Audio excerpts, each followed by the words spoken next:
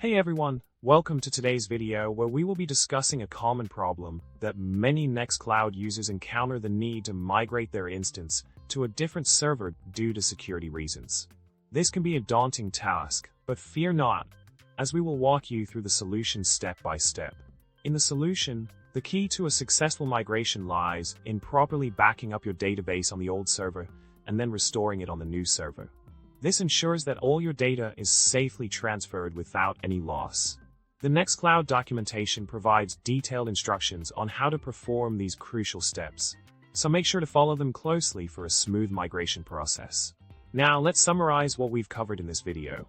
We talked about the problem of needing to migrate your Nextcloud instance for security reasons, and we delved into the solution of backing up and restoring your database as outlined in the Nextcloud documentation.